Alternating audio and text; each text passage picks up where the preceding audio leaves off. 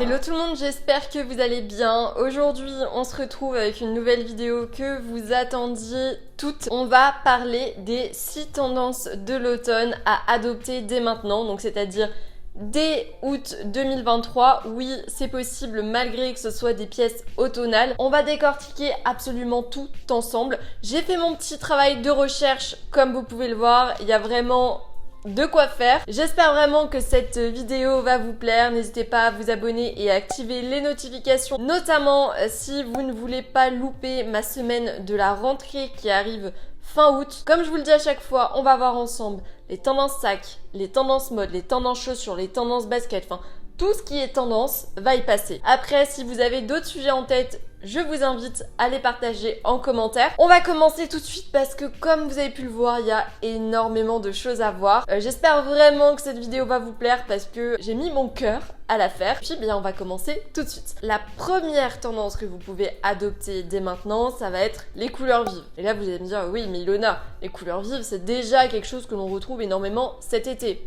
Oui, mais il y a des couleurs vives qui se démarquent en particulier. Notamment en ce moment, on en retrouve de plus en plus, c'est les pièces rouges vifs. Cette couleur, ça va être la couleur de l'automne. Clairement, si vous aimez le rouge, vous allez être servi. Des robes, des tops, des accessoires. J'ai notamment vu par exemple un sac, je sais plus si c'était un sac Chanel peut-être, qui était vraiment rouge vif. Il était incroyable. Il y a Jacquemus, ah voilà, ça y est, je me rappelle, c'est Jacquemus qui a sorti, du moins pour son défilé là qu'il y avait à Versailles. On a vu un sac rouge vif, mais rouge un peu comme la pomme de Blanche-Neige, et vraiment, j'ai hâte. Et ça, vous pouvez l'adopter dès maintenant. Ce rouge, on l'a aperçu chez Prada par exemple par touche. On l'a vu aussi sur des escarpins, mais aussi sur des full looks, avec notamment le défilé Hermès. Comment adopter cette tendance cet été? Eh bien, ça va être tout simple. Vous allez pouvoir par exemple partir sur des robes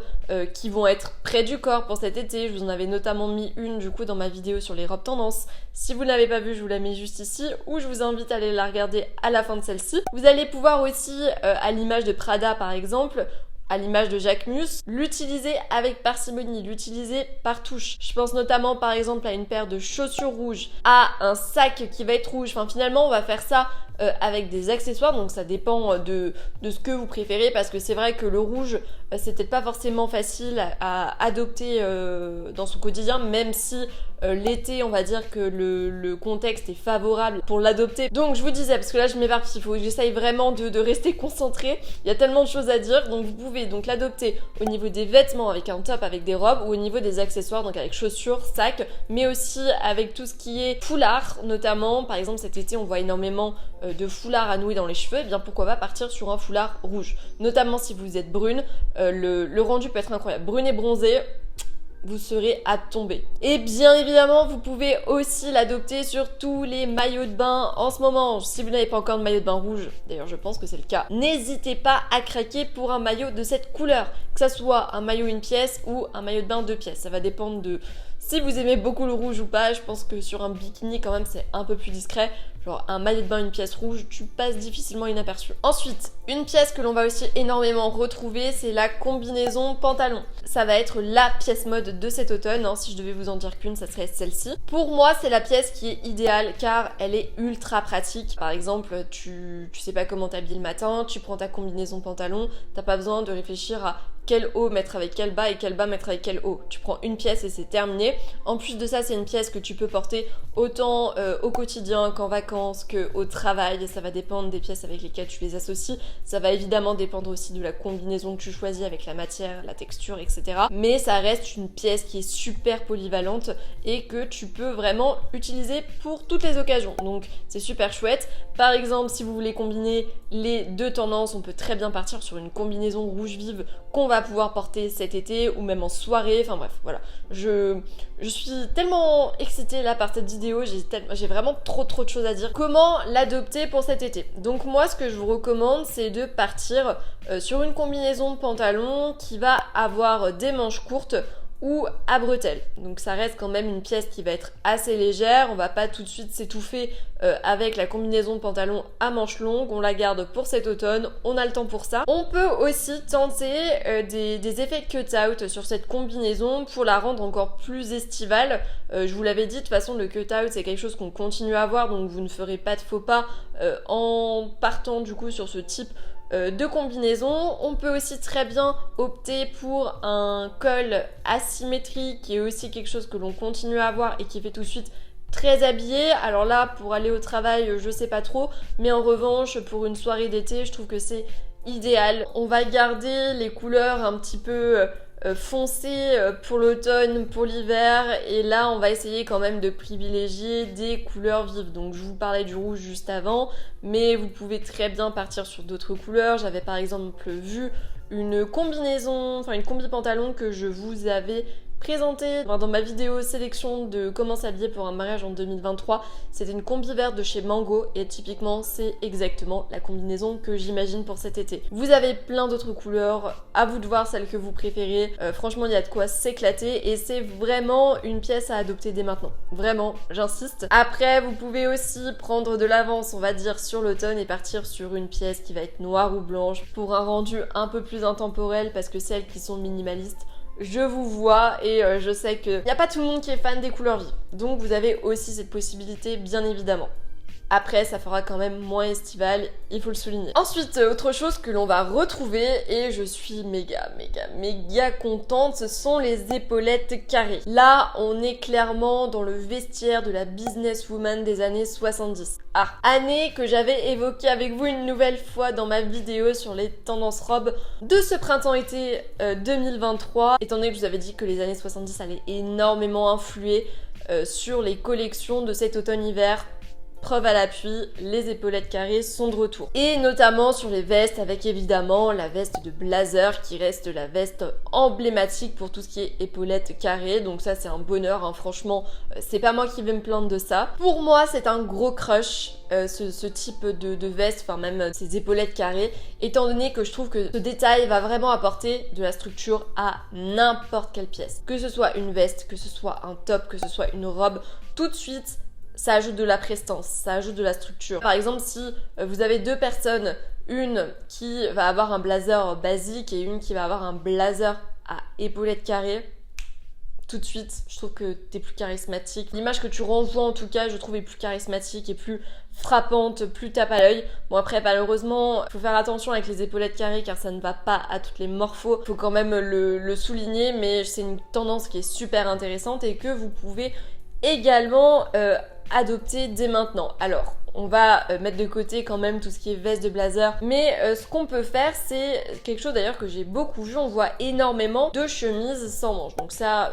je vous en avais parlé aussi, il me semble, et on retrouve ces chemises avec des épaulettes carrées. C'est assez spécial, hein, je pense que ça va pas forcément plaire à tout le monde, mais on va dire que c'est une manière un petit peu originale d'adopter la tendance dès maintenant. Après, si c'est pas votre truc, vous pouvez aussi très bien l'adopter avec une veste. On peut très bien le soir porter sa veste de blazer au niveau des épaules sans l'enfiler et avoir un côté plus classe. Même si on est en vacances, finalement on ne veut pas faire les choses à moitié. Donc pourquoi pas adopter cette tendance de cette manière. Autre tendance que l'on va retrouver, c'est l'imprimé fleuri. Alors l'imprimé fleuri, il est déjà présent ce printemps-été 2023. On le retrouve dans des tonalités qui sont vachement estivales, vachement joviales, avec des couleurs vives, enfin voilà, plein de choses qui te font penser à l'été. Alors là, à contrario, cet automne, on va plutôt trouver des motifs fleuris qui vont être sombres surtout, ce qui est normal, j'ai envie de vous dire, étant donné que les jours deviennent un petit peu plus courts, que la lumière est un petit peu moins présente, donc les vêtements vont de pair et on retrouve du coup ces motifs qui sont sombres. Mais je trouve que c'est quand même une façon d'adopter l'imprimé fleuri d'une autre manière, de l'aborder différemment et je trouve que ça reste intéressant. C'est une tendance que l'on a vue sur énormément de défilés, donc on l'a vu chez Burberry, on l'a vu chez Chanel et plein d'autres. Comment l'adopter cet été? Je pense que vous avez déjà votre réponse. C'est un imprimé que j'évoque avec vous depuis plusieurs semaines déjà, vous avez forcément une pièce à imprimer fleurie dans votre dressing si vous aimez ça, donc eh bien vous pouvez l'adopter dès maintenant en ressortant tout simplement vos pièces. Ça permet de faire des économies et en même temps de prendre l'avance sur cet automne d'une manière on va dire un petit peu différente, parce qu'on va pas partir sur des motifs sombres tout de suite.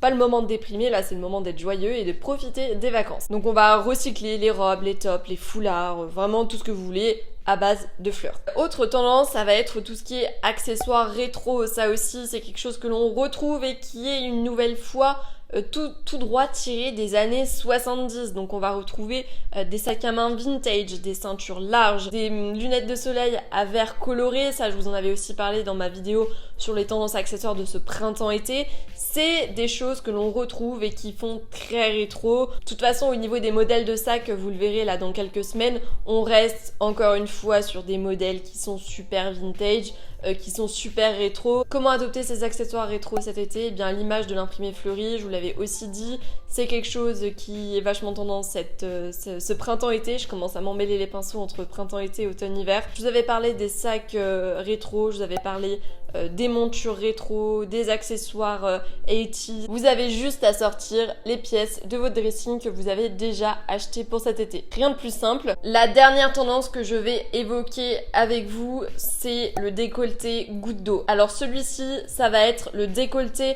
de cet automne-hiver que l'on va retrouver sur tous les hauts, sur toutes les robes. Je trouve que justement ça permet d'apporter un petit vent de nouveauté, un petit peu de changement, parce que on retrouvait ces dernières années énormément de cols ronds, énormément de cols carrés, énormément de cols cœur, mais le décolleté goutte d'eau était un petit peu moins vu et je suis contente finalement qu'il y ait un petit peu de nouveauté et un petit peu de changement dans tous ces décolletés. Personnellement j'ai un gros crush pour ce décolleté parce que je le trouve ultra féminin et très très classe, parce que on est sur un décolleté qui est finalement utilisé avec parcimonie. Et comment l'adopter cet été? Eh bien vous allez sûrement vous en douter, avec vos robes de soirée d'été. C'est aussi quelque chose que l'on commence à voir de plus en plus au niveau des enseignes de mode, donc n'hésitez pas à aller checker un petit peu de partout.